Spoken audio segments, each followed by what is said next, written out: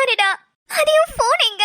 உன் போனையும் காணோம். உங்க வீட்ல இருக்கிறவங்களுக்கு நான் இப்ப சொல்லணுமே. அவங்க எல்லாரும் உன்னையும் தேடிட்டு இருப்பாங்க. இப்ப என்ன பண்றதுனே தெரியல மச்சான். என் போனும் ஸ்விட்ச் ஆஃப்ல இருக்கு. இப்ப எங்க அம்மா கிட்டயும் சொல்ல முடியல. அது அது எந்திரிடா. டாக்டர்ஸ் வந்து ஒண்ணுமே சொல்லல. இப்போதைக்கு ஃபர்ஸ்ட் எய்ட் மட்டும் தான் பண்ணிருக்காங்க. ஸ்கேன் மட்டும் தான் பண்ணிருக்காங்க. ஏதாவது பெரிய பிரச்சனையான்னு கூட தெரியலடா. மச்சான் எந்திரிடா. என்ன கஷ்டப்படுத்தாதடா. அது அது நான் பேசுறது உனக்கு கேக்குதா? அது உன்னை இப்படி பார்க்கவே கஷ்டமா இருக்காது. ஐயோ என்னாலதான் எல்லாமே. நான் போன் எடுக்கலன்னு தானே நீ என்ன தேடி வந்திருப்ப. வந்த இடத்துல என்ன எப்படி நீ அந்த பார்ட்டியில பார்த்தேன்னு எனக்கு தெரியாது. ஆனா என்ன காப்பாத்தி கூட்டிட்டு வந்து கடைசியில உன்னை இப்படி பலி கொடுத்துட்டேனே. மச்சான் எந்திரி மச்சான். அதே எந்திரிடா. எக்ஸ்கியூஸ் மீ டாக்டர், டாக்டர் ஆதிக்கு இப்ப எப்படி இருக்கு டாக்டர்? ஆதி கண் முழிக்கவே மாட்டேங்கிறான். டாக்டர் ஏதாவது சொல்லுங்க. மேடம், நாங்க இவரை இப்ப அப்சர்வேஷன்ல தான் வச்சிருக்கோம். இப்ப நைட்டு 1 மணி ஆயிடுச்சு. சீஃப் டாக்டர்ஸ் யாருமே இப்ப அவைலபிள்ல இல்ல. யாரா இருந்தாலும் காலையில தான் வருவாங்க. வந்து செக் பண்ணிட்டு தான் சொல்லுவாங்க. என்ன டாக்டர் இப்படி சொல்றீங்க? அதுக்குள்ள இவனுக்கு ஏதாவது ஆயிடுச்சுன்னா டாக்டர் ப்ளீஸ், அவனுக்கு ஏதோ ஆக கூடாது. டாக்டர் காப்பாத்துங்க டாக்டர். இல்ல ஃபர்ஸ்ட் எய்ட் கொடுத்திருக்கோம்ல, சோ ப்ராப்ளம் இல்ல. டாக்டர் ஸ்கேன் எல்லாம் பண்ணீங்களே, என்னாச்சு? இல்ல அத சொல்ல தான் வந்தேன். மிஸ்டர் ஆதித்யாவ கிளாஸ்ல குத்திருக்காங்க போல. அதுல இன்னும் நிறைய கிளாஸ் பீசஸ்லாம் வயித்துலயே தான் இருக்கு. என்ன டாக்டர் சொல்றீங்க? ஆமா, ஸ்கேன்ல அப்படிதான் இருந்துச்சு. நிறைய குட்டி குட்டி பீசஸ்லாம் வயித்துலயே மாட்டிக்கிச்சு. டாக்டர் இதனால அதுக்கு ஏதாவது? கண்டிப்பா உயிருக்கு ஆபத்து தான். உயிருக்கு ஆபத்தா? டாக்டர் பயப்படாதீங்க, ஆபரேஷன் பண்ணி ட்ரை பண்ணலாம். ஆபரேஷன் சக்சஸ்ஃபுல்லா முடிஞ்சிச்சுன்னா பிரச்சனை இல்ல. என்ன, அந்த கிளாஸ் பீசஸ்லாம் குடல்ல ஏதாவது குத்தாம இருக்கணும். நார்மலா கத்திய வச்சு குத்துனா அவ்வளோ ப்ராப்ளம் வராது. உள்ள அவ்வளோ ஆழமாவும் இறங்காது. ஆனா இது என்னமோ உடஞ்ச பாட்டில வச்சு குத்திருக்காங்க. அதனால பீசஸ் எல்லாமே உள்ள அங்கங்க குத்தி இருக்கு. ஆமா டாக்டர், வயித்துல குத்துனவங்க கிளாஸ் பாட்டில உடைச்சதா குத்துனாங்க. ஆமா, அதனாலதான் அவருக்கு இன்னும் அதிகமான ஆபத்தா இருக்கு. டாக்டர் ஆபரேஷன் எப்ப பண்ணுவீங்க? மேம், சீஃப் டாக்டர் கிட்ட பேசியிருக்கோம். அவர் மார்னிங் வந்து பாக்குறேன்னு சொல்லியிருக்காரு. கொஞ்சம் வெயிட் பண்ணுங்க. டாக்டர் அது வரைக்கும் ஆதிக்கு அவரோட உயிருக்கு ஒன்றும் ஆகாது. அது மட்டும் இல்லாம போலீஸ்க்கும் இன்ஃபார்ம் பண்ணிருக்கோம். பாட்டிலால குத்திருக்காங்க இல்லையா, சோ கண்டிப்பா போலீஸ் கிட்ட கேஸ் கொடுக்கணும். இந்த ப்ராப்ளம் நடக்கிறப்போ நீங்க அங்கதானே இருந்தீங்க? ஆமா சார், நான் ஆதி கூட தான் இருந்தேன். நானும் ஆதியும் ரொம்ப க்ளோஸ் ஃப்ரெண்ட்ஸ். ஆதியும் நானும் பைக்ல போயிட்டு இருக்கப்பதான் 2 பேரும் சேர்ந்து எங்களை கீழே தள்ளி விட்டுட்டாங்க. அதுல ஒருத்தர் வேகமா வந்து பாட்டில உடைச்சு போட்டுட்டு அப்படியே ஆதியோட வயித்துல குத்திட்டாரு. ஆனா ஏன் இத பண்ணாரு, எதுக்கு பண்ணாரு எதுவுமே தெரியல. நான் அந்த டைம் கத்துனப்ப யாருமே வரல. அதான் சார் ஆம்புலன்ஸ்க்கு கால் பண்ணேன். ஓகே ஓகே மேம், கொஞ்சம் ரிலாக்ஸ்டா இருங்க. இது எல்லாத்தையுமே போலீஸ் வருவாங்க, அவங்க கிட்ட எக்ஸ்பிளைன் பண்ணுங்க. Okay sir. அப்புறம் நீங்க என்ன சொன்னீங்க? நீங்க இவரோட பெஸ்ட் ஃப்ரெண்டா? ஆமா சார். அப்ப நீங்க அவருக்கு ரிலேஷன் கிடையாதா? சரி ஓகே, அப்பனா அவங்க ரிலேஷன் யாருக்காவது ஃபோன் பண்ணி இன்ஃபார்ம் பண்ணுங்க. ஏன்னா மார்னிங் சீஃப் டாக்டர் வந்ததுக்கு அப்புறமா ஆபரேஷன் பண்ணணும். ஆபரேஷன் பண்றதுக்கு கண்டிப்பா ஃபேமிலி மெம்பர்ஸ், அதாவது பிளட் ரிலேஷன் மெம்பர்ஸ் தான் சைன் பண்ணணும். சார் எனக்கு அவங்க ஃபேமிலில இருக்கிற எல்லாரையும் தெரியும். ஆனா யாரோட நம்பரையும் தெரியாது. இப்படி சொன்னா எப்படி? அவரோட போன் இருக்கான்னு பாருங்க. சார் அவன் போனை தான் சார் அப்பையில இருந்து தேடிட்டு இருக்கேன். அவன் போனே இல்ல சார். அவன் போனை காணோம். ரோட்லயே விழுந்திருக்கும்னு நினைக்கிறேன் சார். ஐயோ சரி, எப்படியாவது அவங்க வீட்டுக்கு இன்ஃபார்ம் பண்ணுங்க. சரி சார், நான் எப்படியாவது இன்ஃபார்ம் பண்ணிடுறேன். ஓகே. காலையில வரைக்கும் அவர் இப்படிதான் இருப்பாரு, ஒன்னும் பிரச்சனை இல்ல. கண் முழிக்க மாட்டாரு. அவருக்கு ட்ரிப்ஸ் ஏறிட்டு இருக்கு. அனஸ்தீஷியா டாக்டர்ஸ் வந்து செக் பண்ணுவாங்க. ஆபரேஷன் பண்றதுக்கு என்னென்ன ரூல்ஸ் அண்ட் ரெகுலேஷன்ஸ் எல்லாத்தையும் சொல்லுவாங்க. நீங்க ரிலாக்ஸ்டா இருங்க. எப்படியாவது உங்க வீட்டுக்கு இன்ஃபார்ம் பண்ற அந்த ப்ரொசீஜரை மட்டும் பாருங்க. Okay sir. ஏதாவதுனா கூப்பிடுங்க. ரூம்ல தான் இருப்போம். நர்ஸ் உங்களை கைட் பண்ணுவாங்க. Okay sir. Take care. நான் வரேன். கடவுளே, ஆதிக்கு ஒண்ணும் ஆக கூடாது. அது எனக்கு ரொம்ப பயமா இருக்குடா. உன்னோட குடல்ல கிளாஸ் பீசஸ்லாம் குத்தாம இருக்கணுமா? குத்தி இருந்தா உன்னோட உயிருக்கே ஆபத்தாண்டா. அதே எனக்கு ரொம்ப வருஷமா ஃப்ரெண்ட்ஸ்னு சொல்லிக்க யாருமே இல்லடா. அதுக்கப்புறம் நீ என்னோட லைஃப்ல வந்ததுக்கு அப்புறம் தான் எனக்கு நீ ஒரு ஃப்ரெண்டாவும் எல்லாமாவும் இருந்த ஆதி. ப்ளீஸ்டா, எனக்காக கண் முழிச்சு திரும்பி வாடா. என்ன மறுபடியும் பைக்ல கூட்டிட்டு போவியா? எனக்கு ஏதாவது ஒண்ணுனா எங்க இருந்துதான் பறந்து வருவேன்னு தெரியாது. ஆனா கரெக்டா வந்துருவே ஆதி. இப்ப கூட என்னை காப்பாத்துறதுக்காக தானே நான் வந்தேன். ஆனா உனக்கு இப்படி ஆக விட்டுட்டேனேனா, உன் கூட இருந்து உன்னை காப்பாத்த முடியாம போயிடுச்சேடா. ஆதி கண் முழிச்சு பாருடா. ஆதி உன் ஃப்ரெண்டு நான் இவ்ளோ கதறேன், உனக்கு கேட்கவே இல்லையா? நல்ல நண்பன் வேண்டும் என்று அந்த மரணமும் நினைக்கின்றதா? ஐயோ சின்ன தங்கம், என்ன ஆச்சுன்னு தெரியலையே. மணி 1 ஆயிருச்சு, இன்னும் புள்ள வீட்டுக்கு வரல. பெரிய தங்கம், பெரிய தங்கம், என்னாச்சுன்னு போய் பாரியா. தம்பி இவ்வளோ நேரம்லாம் வீட்டுக்கு வராம இருக்காதியா. நீ 10 மணிக்கு வீட்டுக்கு வந்து சொன்ன, மணி 1 ஆகுதுயா. அந்த புள்ள அப்படிலாம் பண்ண ஆள் இல்லையா. நான் அப்படி ஒன்றும் அந்த புள்ளைய வளர்க்கலையா. நீ பாரு பெரிய தங்கம், என்னை விட நீ தானே தம்பியும் தங்கச்சியும் கையில வச்சு வளர்த்த. நீயே சொல்லு, உன் தம்பி அப்படி பண்ணுவானா? சொல்லியா. பண்ணுவான், ஏன் பண்ண மாட்டான்? பண்ணக்கூடிய ஆள் தானே அவன். கண்ணு, ஏன் கண்ணு இப்படி எல்லாம் பேசுற? ஏன் சின்ன தங்கம் அப்படி எல்லாம் பண்ணாது கண்ணு. அது ரொம்ப ரொம்ப நல்ல குணத்துல இருக்கும் கண்ணு. இப்படி எல்லாம் பார்ட்டிக்கெல்லாம் போற ஆளே கிடையாது. உங்களுக்கு தெரியல அத்தை, எத்தனை நாள் செவரேறி குதிச்சு பார்ட்டிக்கு போனானோ யாருக்கு தெரியும்? ஐயா ஐயா, உனக்கு தெரியும்லையா, நம்ம பிள்ளையா அது. அது அப்படிலாம் பண்ணாது இல்லையா. ஏதாவது சொல்லியா. நீ பேசாம இருக்கிறத பார்த்தா அம்மாக்கு பயமா இருக்குதியா. நீயும் நம்புறியாயா சின்ன தங்கம் அப்படி பண்ணிருக்கோன்னு நினைக்கிறியா?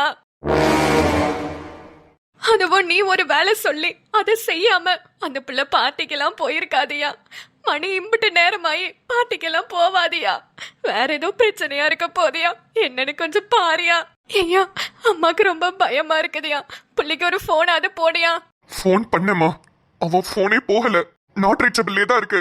ஐயா, என்னையா சொல்ற? பிள்ளைக்கு போனே போகலையா? ஐயோ, வேணும்னே போனை ஸ்விட்ச் ஆஃப் பண்ணி சார் பார்ட்டிட்ட நல்லா கூத்தடிச்சுக்கிட்டு ஆடிக்கிட்டு இருப்பாரு. வேதா, என்னங்க, நான் சொல்றதுல என்ன தப்பு? கண்டிப்பா சொல்றேன், உங்க தம்பி அதைத்தான் பண்ணிட்டு இருப்பாரு. ஏங்க, அவர் என்ன சின்ன குழந்தையா? இவ்ளோ பெரிய ஒரு மனுஷன் ஏன் ஒரு ஃபோன் பண்ணி இந்த மாதிரி லேட் ஆகும், நீங்க எல்லாம் படுத்து தூங்குங்கன்னு சொல்றதுக்கு என்னவா?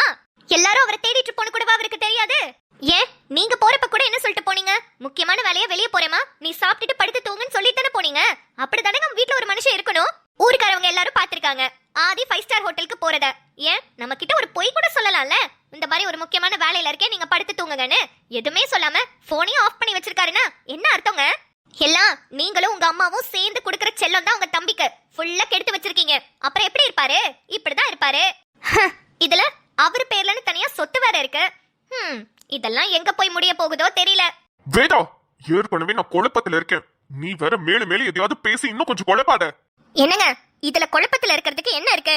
நீங்க சொன்ன வேலைய செய்யாம உங்க தம்பி அழகா போய் பார்ட்டில என்ஜாய் பண்ணிட்டு இருக்காரு. அதுதானே நடந்துட்டு இருக்கு. இதுக்கு எதுக்கு நீங்க குழம்பிட்டு இருக்கீங்க? இல்லையா. ஏய், என் தம்பி அப்படி பண்றவனே கிடையாது. ஆனா இப்ப அப்படி பண்ணிருக்கானா, அதுதான் என்னன்னு யோசிச்சுட்டு இருக்கேன். என்னங்க, இதுல யோசிக்கிறதுக்கு என்னங்க இருக்கு? இதுக்கு முன்னாடி நீங்க நைட் நேரத்துல ஏதாவது அவருக்கு வேலை சொல்லிருக்கீங்களா? இல்ல. இது கூட வாங்க உங்களுக்கு புரியல. உங்க தம்பி ஆதித்யாவால பார்ட்டி பண்ணாம இருக்கவே முடியாது போல. இத்தனை நாளா நம்மள ஏமாத்திக்கிட்டு நம்ம எல்லாரும் தூங்குனதுக்கு அப்புறம் வெளியே போயிருக்காரு. இன்னைக்கு அவரால சுத்தமா முடியல. நீங்க சொன்ன வேலைய கூட விட்டுட்டு பார்ட்டி பண்றதுக்காக அவர் ஃப்ரெண்ட்ஸோட கூத்தடிக்க போயிட்டாரு. இது கூட புரியலையாங்க? வேதா, போதுமா, நிறுத்து. இவ்வளவு நேரம் நீ பேசினதெல்லாம் நான் கேட்டுட்டு இருந்தேன். ஆனா என் பிள்ளைய பத்தி இவ்வளவு கேவலமா தப்பா பேசுறியம்மா. ஏமா இப்படி எல்லாம் பண்ற? நீ இந்த வீட்டுக்கு வந்து மருமக தானமா, இதுவும் உன் குடும்பம் தானமா. அத நீ நினைக்கவே மாட்டியா? ஏமா இப்படி எல்லாம் பேசுற? ஆதி, யாரு? உள்ள வாங்க. சுரேரமா, இந்த நேரத்துல நீங்க என்ன இங்க? தம்பி, தம்பி, என் பொண்ணு நிம்மதியை காணோம். ரொம்ப நேரமா அவளுக்கு போன் அடிக்க ட்ரை பண்றேன், போனை எடுக்கல. அவ போன் ஸ்விட்ச் ஆஃப்ல இருக்கு. அதான் ஆதிக்கு கண்டிப்பா நிம்மதி எங்க இருந்திருப்பான்னு தெரியும். ஆதிக்கிட்ட கேட்டுட்டு போலான்னு வந்தேன். என்ன சுரேரமா சொல்றீங்க? நிம்மதியை காணுமா? ஆமாப்பா, 9:30 மணி 10 மணிக்கெல்லாம் வீட்டுக்கு வந்துருவா. பூ எடுக்கதான் மார்க்கெட்டுக்கு வண்டியில போனா. இப்ப அவ போனும் அவளுக்கு ரீச் ஆகல, ஆளும் வரல. சரி, கண்டிப்பா ஆதிக்கிட்ட எதுவா இருந்தாலும் சொல்லிருப்பானுதான் ஆதிய தேடி வந்தேன்ப்பா. சபாஷ், சூப்பர். இதுல இருந்து எல்லாமே தெளிவா புரிஞ்சிருச்சே. வேதா, என்ன சொல்ற? நான் என்னங்க சொல்லணும், அதான் எல்லாம் தெளிவா புரிஞ்சிருச்சே. என்னங்க, உங்க தம்பி ரைஸ் மில் பத்திரத்தை தூக்கிட்டு அவர் ஃப்ரெண்டு, ஃப்ரெண்ட் இல்ல, இத்தனை நாளா நம்மள ஏமாத்திக்கிட்டு இருந்திருக்காரு ஃப்ரெண்டுன்னு சொல்லி, அந்த நிம்மதி அந்த பூக்காரிய இழுத்துக்கிட்டு ஓடி போயிட்டாருங்க.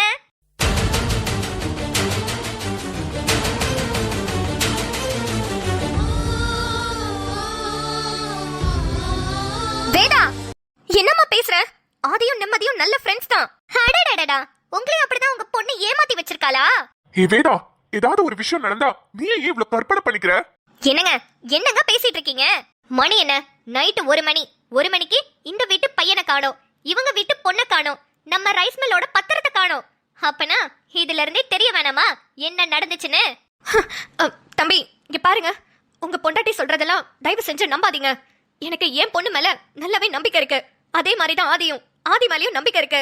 என் பொண்ணு டாக்டருக்கு படிச்சிட்டு இருக்கா. அவ டாக்டர் ஆனதுக்கு அப்புறம் தான் கல்யாணம் பண்ணணும்னு ஒரு குறிக்கோளோட இருக்கா. அது மட்டும் இல்ல, அவ கல்யாணத்துக்கு கண்டிப்பா அவங்க அண்ணனையும் கண்டுபிடிச்சிருவேன்னு ரொம்ப வைராக்கியமா இருக்கா. அவ கண்டிப்பா அந்த வேலையை பண்ணிருக்க மாட்டா. அதே மாதிரி ஆதியும் அப்படிதான். ஆதிக்கிட்ட நான் பேசின வரைக்கும் அவன் போலீஸ் வேலை கிடைச்சதுக்கு அப்புறம் தான் கல்யாணம் பண்ணுவேன்னு சொல்லியிருக்கான். அது மட்டும் இல்ல தம்பி, ஆதியும் நிம்மதியும் நல்ல ஃப்ரெண்ட்ஸ். அவங்க 2 பேரும் லவ் பண்ணல. என் பொண்ணு என்கிட்ட எதையும் மறைக்க மாட்டா. ஆதிக்கிட்ட பேசின வரைக்கும் ஆதியும் எனக்கு ரொம்ப பிடிக்கும். தயவு செஞ்சு வேதா சொல்றத நம்பாதீங்க. இங்க பாருங்க தம்பி, நான் உறுதியா இருக்கேன். என் பொண்ணு என்கிட்ட பொய் சொல்ல மாட்டா, என்கிட்ட எதுவும் மறைக்கவும் மாட்டா. நான் அவளை அப்படி வளர்க்கல. வேணும்னா ஒண்ணு பண்ணலாமா? நம்ம 2 பேரும் சேர்ந்து ஆதியும் நிம்மதியும் எங்க இருக்காங்க, அவங்களுக்கு என்ன பிரச்சனைன்னு போய் பார்க்கலாமா? சுடரமா, கண்டிப்பா போலாம், வாங்க. நான் சொல்றத எங்க கேக்குறீங்க? நீங்களே போய் பட்டு திருந்திட்டு வாங்க. என்ன பண்றது? எப்படியும் 2 பேரும் கைய வீசிட்டு ஐயோ என் பொண்ணு அவனோட ஓடி போயிட்டாளேன்னு சொல்லி அழதான் போறீங்க. ஹே வேதா, நீ நினைக்கிறது கண்டிப்பா நடக்காது. என் பொண்ணு அப்படிப்பட்டவ கிடையாது. ஆதி பையாவும் அப்படிப்பட்ட ஆள் கிடையாது. பாத்துக்கிட்டே இரு. பார்க்கத்தானே போறேன், பாத்துக்கிட்டே இருக்கேன். மேடம், சார் வாங்க. ஹாஸ்பிட்டல்ல இருந்து டாக்டர் கால் பண்ணாரு. கொஞ்சம் உங்களை விசாரிக்கணும். கண்டிப்பா சார். என்ன நடந்ததோ அது அப்படியே சொல்லுங்க மேடம். சார், நான் பூ வியாபாரம் பண்ணிட்டு காலேஜ்ல படிச்சுக்கிட்டு இருக்கேன் சார். எப்போதுமே சாயந்தரம் மார்க்கெட்ல போய் பூவெல்லாம் வாங்கிட்டு வருவேன். நேத்து அப்படி வாங்கிட்டு வந்துட்டு இருக்கும் போதுதான் மழையில மாட்டிக்கிட்டேன் சார். அதனால பஸ் ஸ்டாப்ல ஓரமா நின்னுட்டு இருந்தேன். அப்ப எனக்கு தெரிஞ்ச ஃப்ரெண்டு கிருஷ்ண ஒருத்தர் இருக்கான் சார். அவன் கார்ல வந்து பைக்கை வச்சுட்டு வா, நான் உன்னை வீட்டுல டிராப் பண்றேன்னு சொன்னான். சரி, எனக்கு தெரிஞ்ச பையன் தானேன்னு கிருஷ் கூட போனேன் சார். அவன் ஃப்ரெண்டு யாருக்கோ காசு கொடுக்கணும்னு சொல்லி ஒரு 5 ஸ்டார் ஹோட்டலுக்கு கூட்டிட்டு போனான். அங்க போய் அவன் காசு கொடுக்க தான் சார் போயிருந்தான். ஆனா அதுக்குள்ள ஒரு 4 பேரை கிட்ட தப்பா நடந்துக்க பார்த்தாங்க. அப்ப எங்க இருந்துதான் ஆதி வந்தான்னு தெரியல. ஆதி அவங்க எல்லாரையும் அடிச்சு போட்டுட்டு என்ன அந்த இடத்துல இருந்து கூட்டிட்டு வந்துட்டு இருந்தான் சார். நானும் ஆதியும் வீட்டுக்கு தான் போயிட்டு இருந்தோம். அப்படி போற வழியில ஒரு 2 பேரு திடீர்னு ஆதிய வந்து கிளாஸ உடைச்சு கத்தியால அவன் வயிற்றுலயே குத்திட்டாங்க சார். அதுக்கப்புறம் எனக்கு என்ன பண்றதுன்னு தெரியல. அது ஆம்புலன்ஸ்க்கு கால் பண்ணி இங்க கூட்டிட்டு வந்து அட்மிட் பண்ணிட்டேன். இவ்வளவுதான் சார் நடந்துச்சு. ஹோ, ஆதித்யா உங்களுக்கு என்ன வேணும்? ஆதி என்னோட க்ளோஸ் ஃப்ரெண்டு சார். அவங்க வீட்டுக்கு கூட நாங்க தான் பூ வியாபாரம் பண்றோம். சரி, கத்தியால குத்துனவங்களோட ஆள் அடையாளம்லாம் உங்களுக்கு தெரியுமா? நல்லாவே தெரியும் சார். அவங்கள எனக்கு நல்லாவே அடையாளம் தெரியும். நீங்க எங்க இருந்து காட்ட சொன்னாலும் நான் கண்டிப்பா அடையாளம் காட்டுவேன். சரிங்க மேடம், உங்களோட டீடைல்ஸ் எல்லாமே நான் நோட் பண்ணிக்கிட்டேன். நான் கண்டிப்பா அடுத்த விசாரணைக்கு வருவேன். நீங்க கண்டிப்பா அதுக்கு ஒத்துழைக்கணும். கண்டிப்பா சார். மேடம், உங்களுக்கு யார் மேலேயாவது சந்தேகம் இருக்கா? இல்ல அந்த 5 ஸ்டார் ஹோட்டல்ல ஒருத்தர் அடிச்சாங்கன்னு சொன்னீங்களே, அதுக்கப்புறம் தான் கொஞ்ச நேரத்துல இது நடந்திருக்கு. அதுக்கும் இதுக்கும் ஏதாவது சம்பந்தம் இருக்கும்னு நினைக்கிறீங்களா? சார், அப்படி இருக்க வாய்ப்பு இல்லைன்னு தான் நினைக்கிறேன். ஏன்னா ஒரு 5 நிமிஷம் கேப்ல தான் சார் இது நடந்துச்சு. அதுக்குள்ளேயுமா ஆல் செட் பண்ணி இப்படி பண்ணிருப்பாங்க. அப்பதான் சார் 5 ஸ்டார் ஹோட்டல்ல இருந்து நாங்க வெளியே வந்து ஒரு 5 நிமிஷம் கூட இருக்காது, உடனே இது நடந்துச்சு. அதனால அது இருக்க வாய்ப்பு இல்லைன்னு நினைக்கிறேன் சார். சரி, என்னன்னு நாங்க விசாரிக்கிறோம். அப்புறம் கரெக்டா எந்த ஸ்பாட்ல நடந்துச்சு சிசிடிவியை வச்சு கொஞ்சம் செக் பண்ணி பாக்குறோம். சார், கரெக்டா அண்ணா நகர் மேம்பாலத்துல தான் சார் இது நடந்துச்சு. ஓகே மேடம், நாங்க என்னன்னு பாக்குறோம். Okay sir. டாக்டர், நான் எஃப்ஐஆர் ஃபைல் பண்றேன். நீங்க அடுத்து என்ன பண்ணணுமோ பாருங்க. ஓகே சார், கண்டிப்பா. மேடம், போலீஸ் பாத்துக்குவாங்க, நீங்க எதுக்கும் கவலைப்படாதீங்க. சரிங்க சார். சார், இங்க பக்கத்துல ஏதாவது கோவில் இருக்குமா?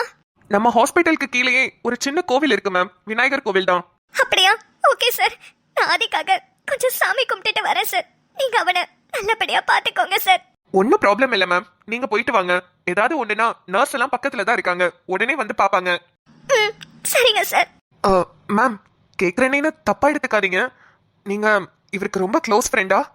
ஆமா சார், நானும் இவனும் ரொம்ப ரொம்ப க்ளோஸ் ஃப்ரெண்ட்ஸ். அதுகிட்ட பேசாமையோ இல்ல அவனை பார்க்காமையோ என்னால ஒரு நாள் கூட இருக்க முடியாது சார்.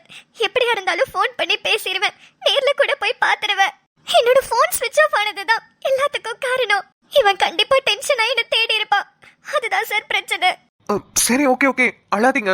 இல்ல எதுக்கு கேக்குறேன்னா, எப்போதும் பசங்க பசங்க ரொம்ப க்ளோஸ் ஃப்ரெண்ட்ஸா இருந்து பார்த்திருக்கேன், பொண்ணுங்க பொண்ணுங்க நல்ல க்ளோஸ் ஃப்ரெண்ட்ஸா இருந்து பார்த்திருக்கேன். ஆனா ஒரு பொண்ணும் ஒரு பையனும் இவ்ளோ க்ளோஸா இருந்து நான் பார்த்ததே இல்ல. இவருக்கு அடிப்பட்ட நேரத்துல இருந்தே இப்போ வரைக்கும் நீங்க அழுதுட்டே தான் இருக்கீங்க. சரி, நீங்க ரொம்ப அழாதீங்க. அவருக்கு ஒன்றும் ஆகாது. அவர் சீக்கிரமாவே குணமாகி உங்ககிட்ட பேசுவாரு. நீங்க கவலைப்படாம இருங்க, சரியா? ரொம்ப தேங்க்ஸ் சார். சரி, நீங்க கோவிலுக்கு போயிட்டு வாங்க. மச்சான், கோவிலுக்கு போயிட்டு உனக்காக ப்ரே பண்ணிக்கிறேன்டா. உனக்கு சீக்கிரம் எல்லாம் சரியாயிடும் மச்சான். நீ எப்போதும் போல என்கிட்ட வந்து பேசுவ, என்கிட்ட சண்டை போடுவ, என்ன சமாதானப்படுத்துவ பாரு.